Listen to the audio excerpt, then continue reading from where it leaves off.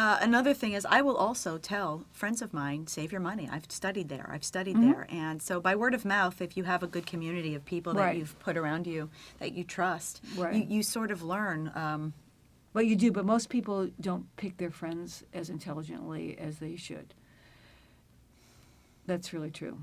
And the thing about it's all about recommendations. I mean, in fact, people ask me, why don't I advertise? And I don't believe in advertising for me. Because I take people one at a time, and I spend at least a half hour, 45 minutes with every new student, and I don't want them to come to me just for a free interview. I want them to come to me because somebody recommended them. In fact, last year I'm really excited because it was the first year that it was offered as a vote, but I was voted top, favorite commercial audition teacher in Los Angeles, which when the award came out, it was interesting because they sent it to me in an email and the print was really small. And at first I thought it was an ad. I just sort of dismissed it. And I almost actually deleted it. And I went back, what? And I go, oh. Because when you win an award like that, you think, maybe you get a phone call, something happens to me. It was like this little dinky little email. And so I emailed them back because they wanted to interview me and all that stuff. And I went, what is this? I didn't quite understand it because I knew they were giving awards for Best Acting Teacher, but I wasn't aware that they had given one for this. And this was the first year, so it was kind of exciting. And then I sat back and I went, whoa, I've been doing this since 1980, and I went, this is really a wonderful acknowledgement.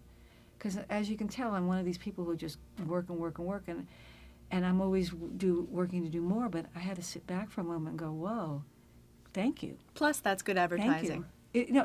It's great advertising. But the interesting thing is, when I ask people, when they come to see me and they fill out the form on my website, or how'd you hear about me, I would say that maybe only 5% of my people since then have come from that. So to me, more than good advertising, it makes me more credible, which I am. But I just have to sit back and go, okay, I have to acknowledge myself. Like, whoa, I'm doing something right out there. I mean, I feel really excited because I didn't even know it was on. I couldn't even go promote myself. You know what I mean? If it was like a beauty contest, I couldn't do anything. And I just says, wow, I've been doing this going on 30 years, and wow, just had to enjoy it. Because most of us don't enjoy our successes. We're too busy planning our next move. Sure. And that's part of what builds confidence, by the way. Most people don't listen. They're waiting to make their next point, too. Right. That's true. That's true. Well, you would know that from sitting over there, I'm sure. No, I'm learning it just as a life lesson. I know. I can tell people, they listen, but they don't hear sometimes. And in classes, one of the funny things I do in class once in a while, when I know someone hasn't heard a word I said, I go, what did I just say? What did I just say to you? And they'll repeat something which was totally different than what I said. And I turn to somebody in the class and I go, what did I say? And they heard it, and they go, she said that? Yeah.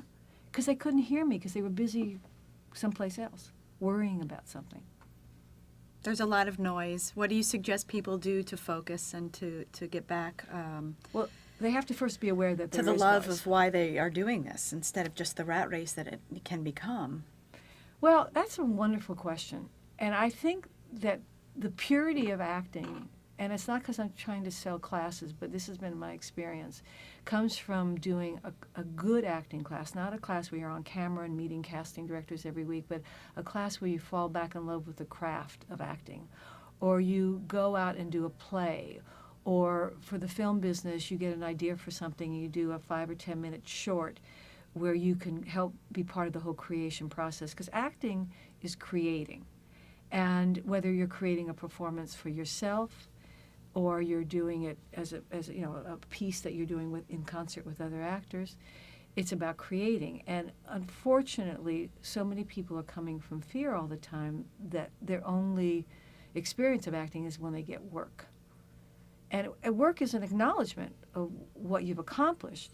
But if you want the pure joy of just being an actor, you got to go back to the purity of it, which is in doing scenes and doing plays and creating projects with other people so that you have the creative process. And the momentum. Because I know that when I first got out here, any TV job that I might have done, it was quick rehearsal, put it up. Yeah. It was almost prop-like. Right.